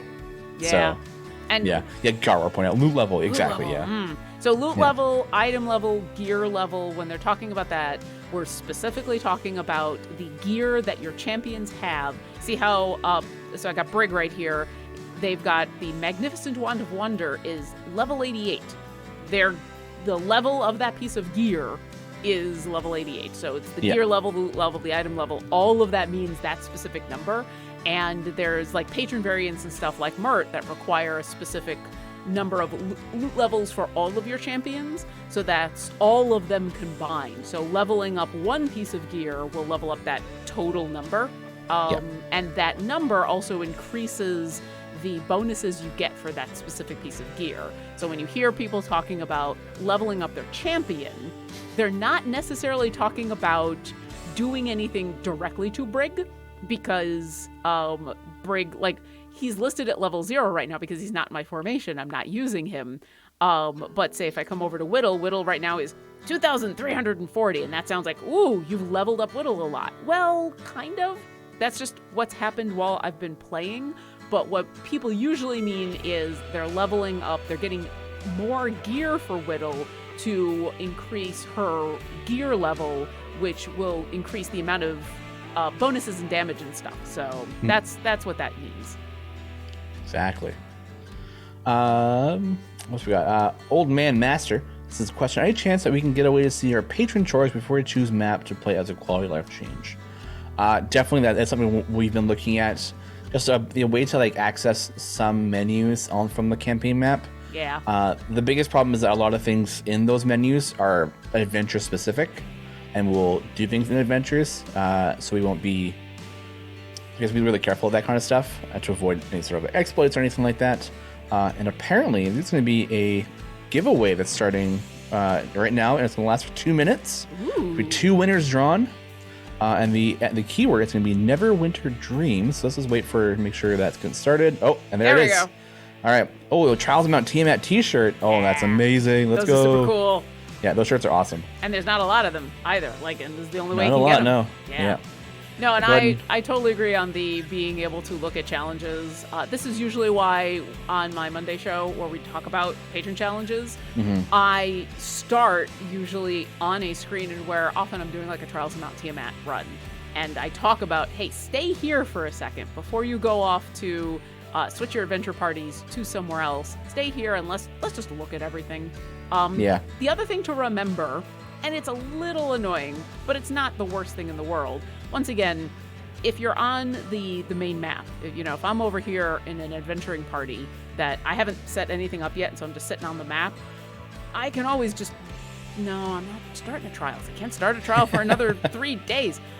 I can always just start up a free play somewhere and jump in, and I'm not going to lose anything. I mean, heck, if I put a couple of familiars out there while I'm looking at all of the patron challenges, if I'm like, all right, I want to take a second and just kind of look over everything and plan out my day. All right, let's just stick a couple familiars out there, and now I'm gonna sit and be like, oh, fiend enemies and these, and come through Vajra, and just like look at everybody, and and then I just end it, and it can be a little annoying, but it's not the worst.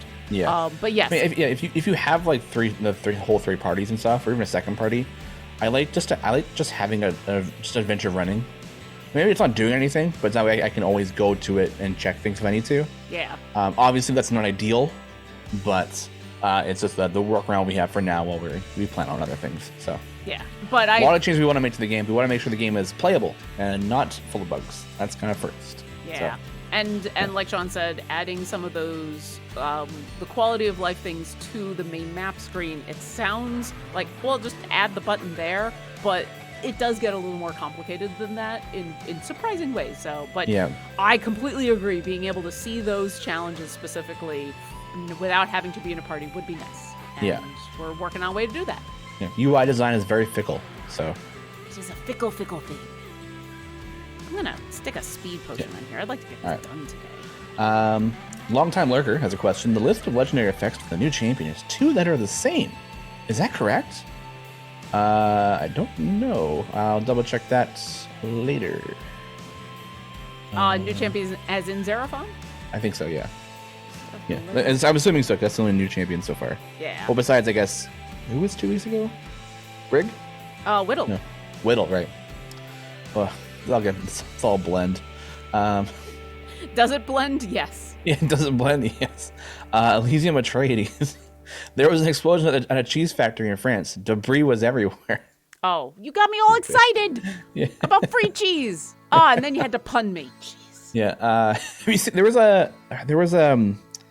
What was it? I think it was like a couple weeks ago. There was like an accident on the freeway or something, and then it was with like a bank car.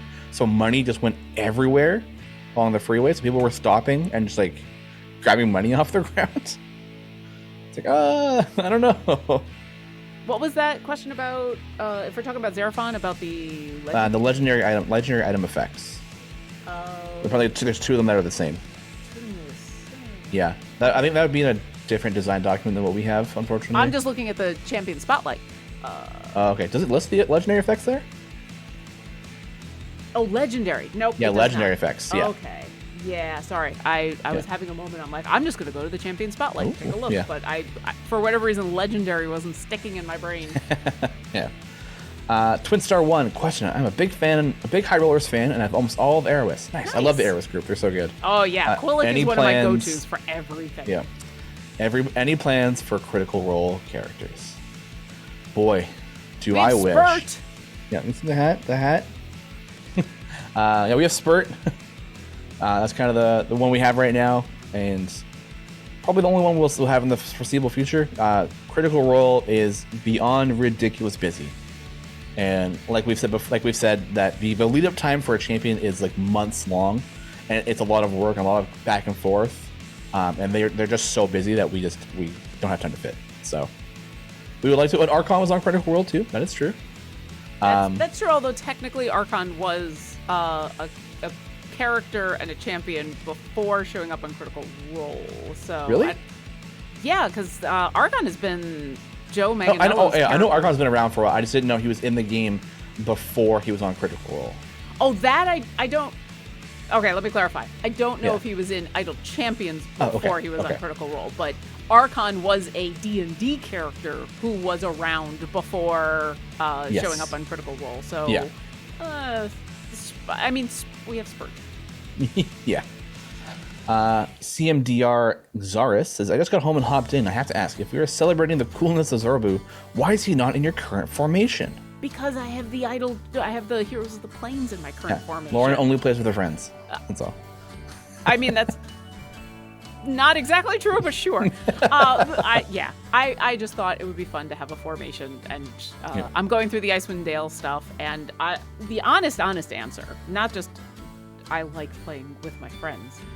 My Zorbu isn't that geared up.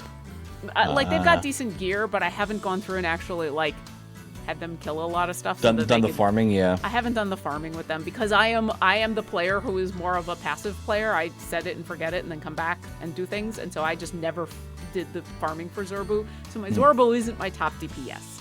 I have multiple other characters that are way better at DPS because of that. But that doesn't mean that Zorbu isn't awesome. That just means I prefer other options. Also, if I have Zorbu, then I can't have Penelope. How can I not have Penelope? Gasp. The gasp. The thought of not having Penelope in my formation hurts my soul. Yeah. Twin Star 1 has a question. Speaking of click damage, is it worth it to keep click damage leveled up with levels of play? Yeah, I guess. So the click damage, the way it works is every level you level up, that'll be the level that click damage can kill. So if you're on level 235 and your click damage is at level 235, your click damage alone will kill the monsters. And as you get higher and higher, that damage starts decreasing and decreasing. So you would have to, if you're able to keep it on par, go for it. If not, I wouldn't really worry too much about it. The familiars are good on the field to have to do the picking up and to help kind of stun the enemies a little bit, to then allow your champions to beat them up. And I'll grab this next one because I just grabbed the link, because if you happen to be checking out social media, you might have noticed that Jim Zub recently tweeted about the entirety of the Idle Champions Presents the Trials of Mount Tiamat series. All 7 episodes are available on our YouTube. There is a playlist of all of them, and I'll go ahead and stick that in the chat. You can just, if you're watching at home, you can look online. But resident comic artist Luke McKay also drew this amazing spread of all 15 champions to celebrate the Trials of Mount Tiamat, and I'll go ahead and put that tweet into chat as well, because you should check it out, because it is an epic image. And so the question from the Real Bunny Beast was, just how great is Luke's new 15 champion Trials of Mount Tiamat drawing? And I would answer, it is so epic. It's amazing. I haven't seen this one yet. Oh my god. Yeah. That's so good. It is super duper cool. So you should definitely go check it out. Definitely spread the word on that one, because that's pretty amazing. And also, like, it is a slight spoiler if you haven't caught up on Trials of Mount Tiamat, because it includes a lot of champions. But hey, at this point, just go ahead and enjoy. It's amazing. Yeah. The description of Avon turning into his ascendant form was disgusting, and I loved it. I mean, that's Avon. Yeah. Right? Yeah. It was great. All right. Airburr 2001 has a question. Is there going to be an event starting next week? You know it. We have Cimmeral next week, right? Yes. Yeah, Cimmeral next week. Yeah. Getting towards the end of the year, so yes. Awesome. So yeah, because you get the new champion then. Oh, and we've got the last alert that just went out here in the game for Watch Community Q&A, because we are in our last 30 minutes, so now is the time. We're going to try to get through a bunch more questions, but if you are joining us from the game, welcome. Go ahead and grab your Electrum chest. If you missed out on yesterday's Zorbu, there should be the link, or there should be the code for the Icewind Dale Zorbu for the Year's End Festival. Year's End? Yeah. Yeah, and since you are in the game, you probably grabbed it already, but make sure you grab your Year's End Festival chest for today. Yeah. Also, welcome.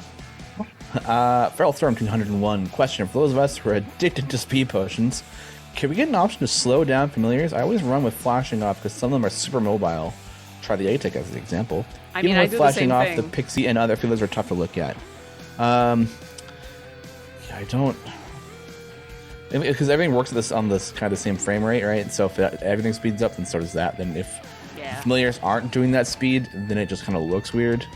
And yeah, I think that kind of falls in that same, like, well, UI is difficult, so is design work and the animation aspect of it all, of the entire game. So yeah, I don't think there's much more we can do with that. I mean, I can imagine,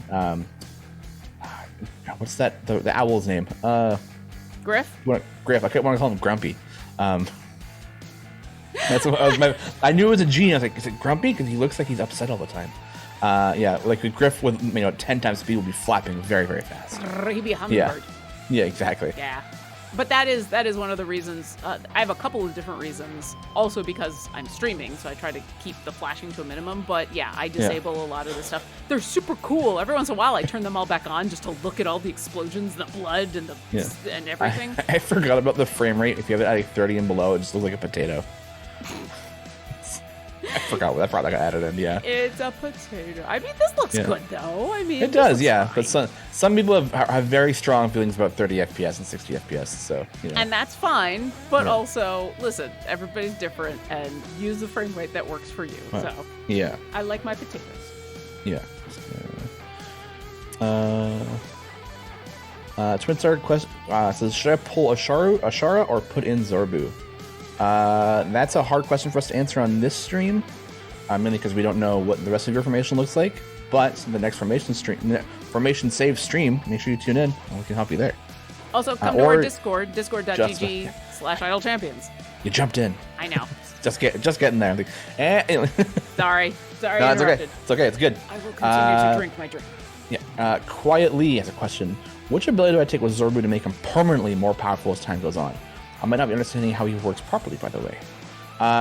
So there's two options for Zorbu. He's got 3 different specs, but the 2 you want to pick from, one of them gives you more stacks per kill, which is good if you're farming. The other one does I think it's like a cumulative total of all of his percentage buffs that then get added to his actual support buff. I think that's the left one, and I think the middle one. I will also say, since we were talking about this earlier, for those that don't know, what does farming mean? Farming? It's when you have a plot of land, you plant. Yeah. In the context of this game. Oh, I see what you mean. Okay. Yeah, farming is just when you're gonna, like, for Zorba, for example, he's got an ability where when you kill drow, undead, beasts, and something else, humanoids, beasts, undead, and drows, he gets 0.01% more damage against those enemies specifically each time he kills one. So the more you kill, the bigger that buff gets. So if you sit on an area, you're going to farm that area. You're going to have Zorbo in your formation, just constantly killing those enemies to increase your buff higher and higher and higher. That's why you hear a lot of people talking about the Mad Wizard. That is one of the free plays that a lot of people like to use, because there are places where there's a portal that enemies are pouring out of. And so that's usually a good place to farm. So if we're talking about farming, that's literally what it means, is just letting Zorbu do some work. Yeah. So the 2 options you want to pick then are lead the pack, because that will it increases the effect of his actual support ability, Hunter's Pack, by the total bonus given by Seething Hatred. And Seething Hatred is part of the it's weird because it all ties together.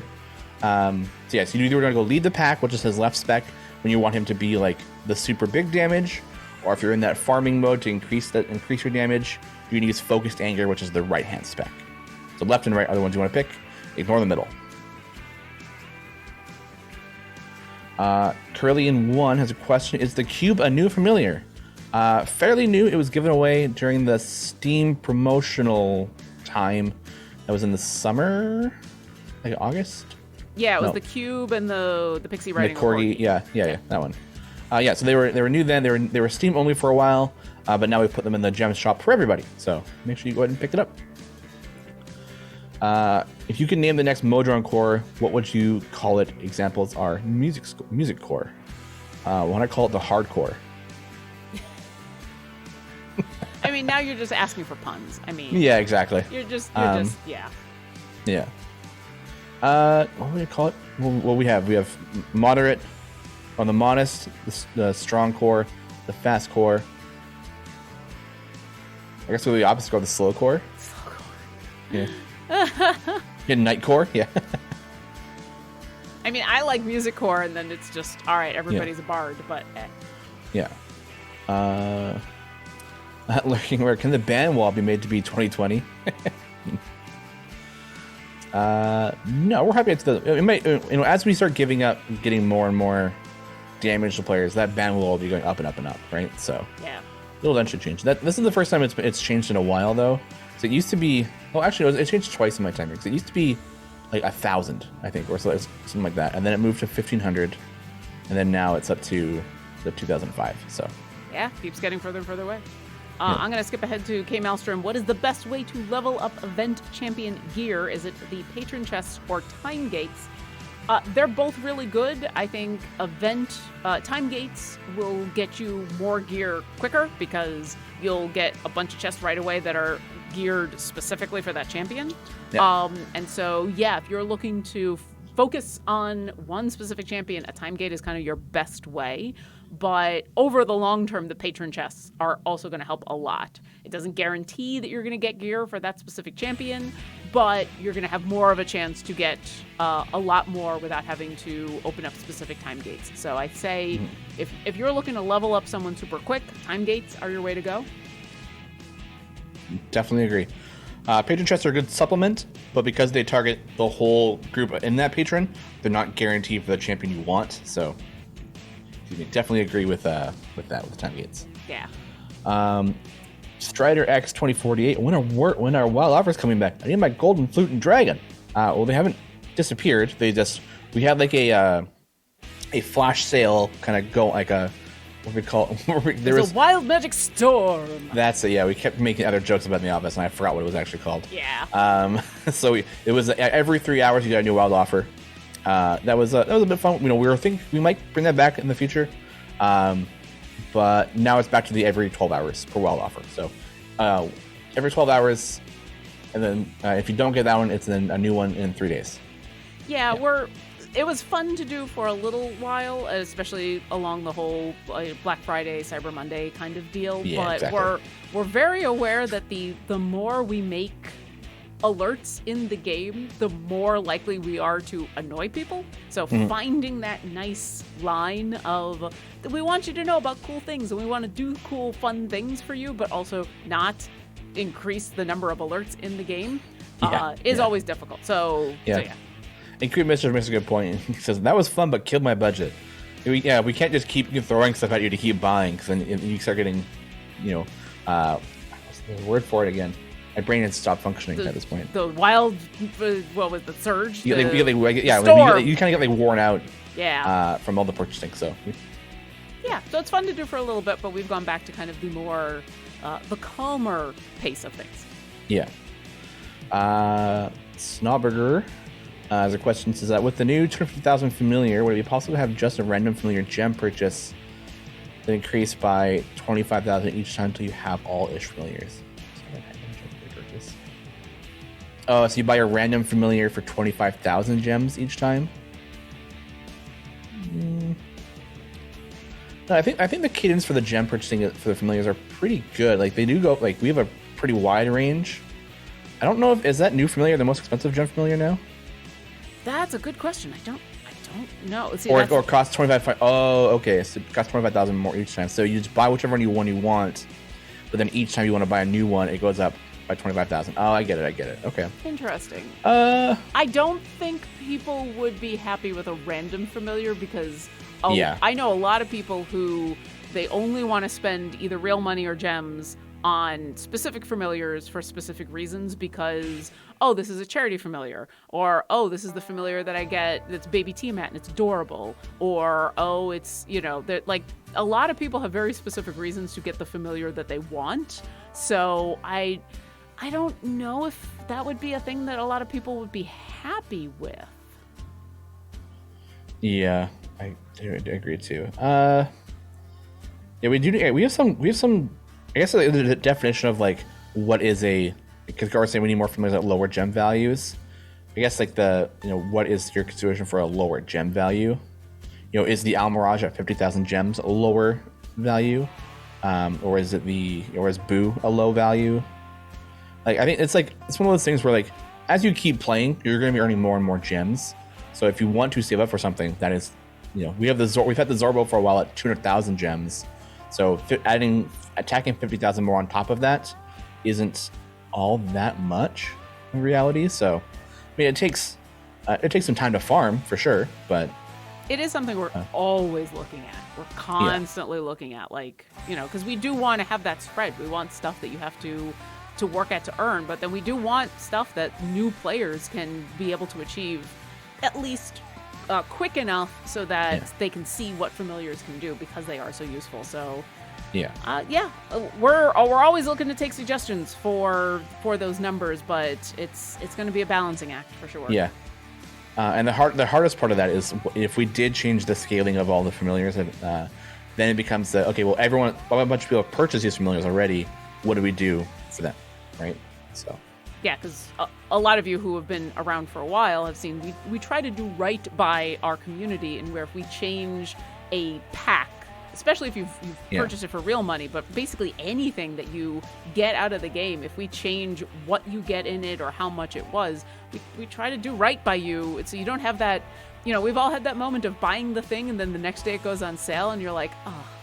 Or you buy the thing and then like a month later they change the thing to be less expensive or they add more stuff to the thing. So we try to do right by everybody, but that does mean we have to be very careful when we change how and what those things are.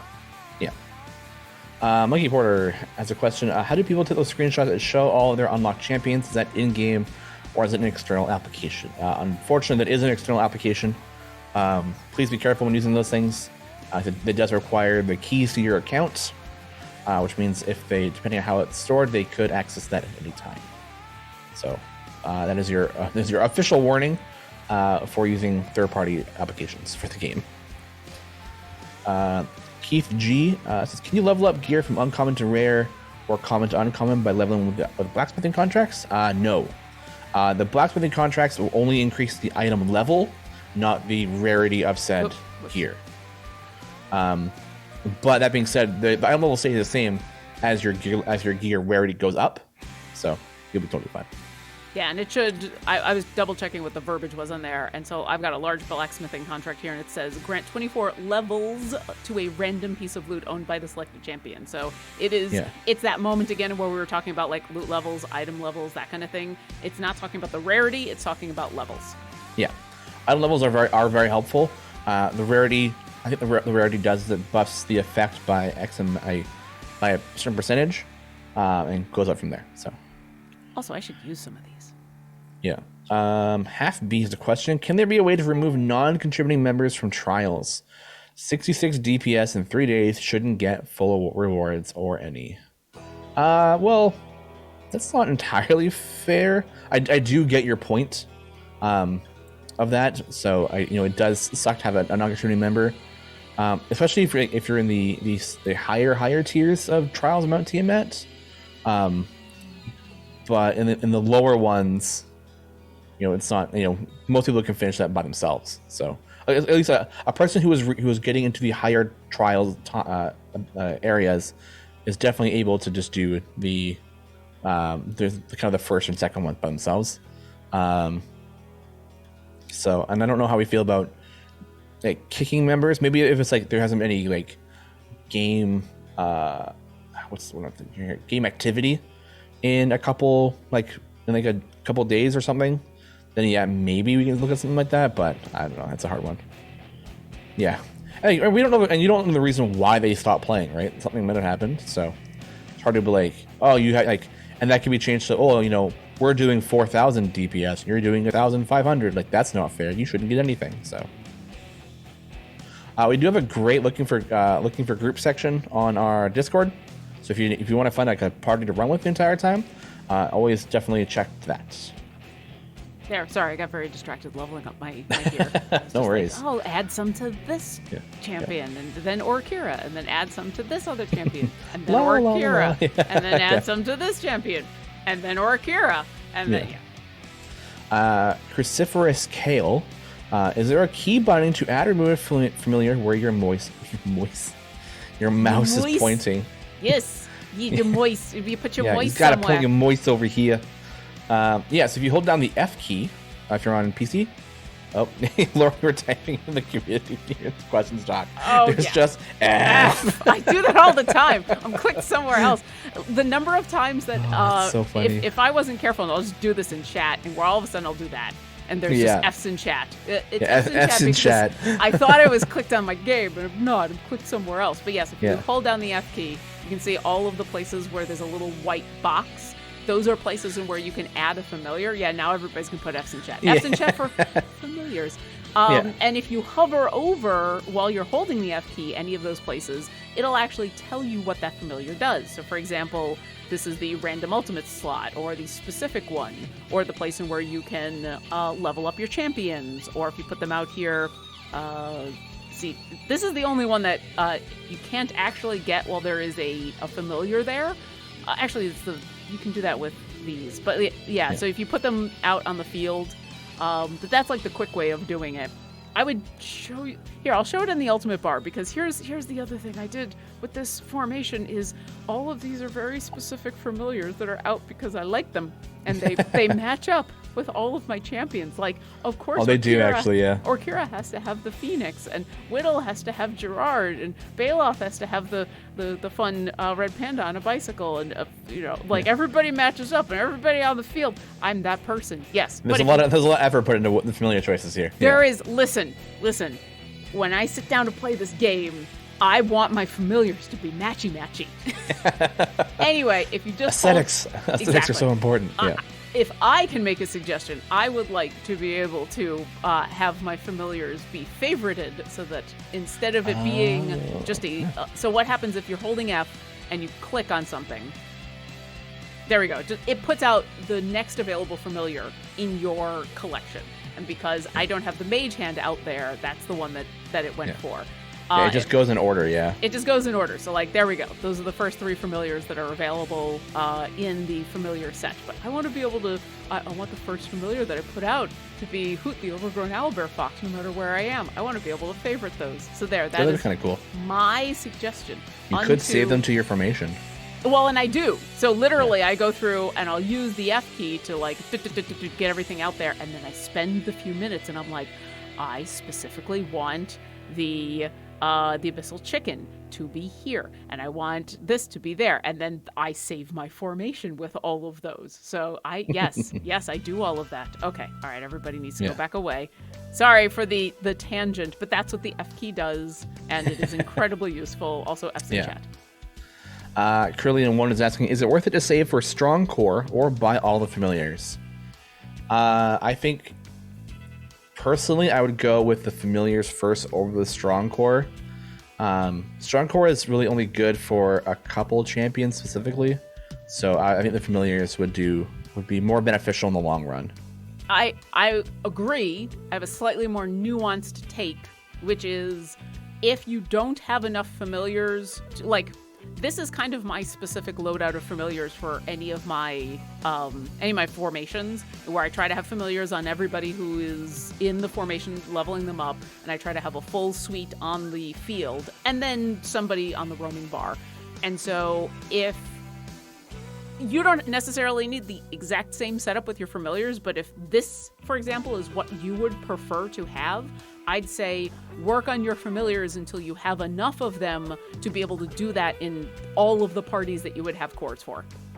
That'd be my suggestion. That's a good one.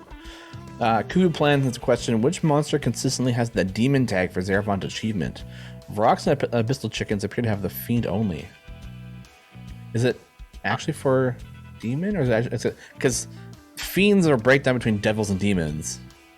So wouldn't fiend just work for that? I don't know. I'd have to check. Unless it specifically calls out it to be fiend, yeah. Unless the achievement says demon specifically. Yeah, because demons and devils are different. Yeah, but they still fall under the fiend category. Yeah. So that's I don't know if we have any demon specific ones. A tough one. That's a question for later, I think. Yeah, we'll have to look into that. Yeah. Also, I'll answer this real fast since we're running out of time. We have to end in another minute or two so that you can stick around for Idle Insights, which is coming up with Todd Kenrick and Jim Zub. Definitely stick around for that. We had Arcticas ask, how do you make the game go so fast? Mine is much slower. So I'm gonna do how fast in chat in order to get you. Is it how fast? Or how? I don't remember what it is. Someone's going to put into chat a link to a speed. Speed. I forgot that we changed that. So that is a good overview of all of the different ways that you can make your game go super fast.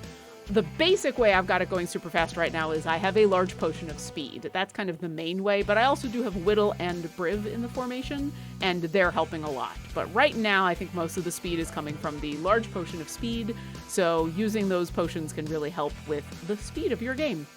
Because I want to get this done, because I want to do other things in Ythryn. All right, Yeah. I think we have time for like one or two more questions. Yeah, I'm gonna rapid fire some. Twin Stars a question. Quick explanation about patrons. Patrons add extra restrictions to adventures, and you do that to gain influence and currency to buy perks and extra gear from them. Makes the game a little bit harder and makes you replay variants that are really cool.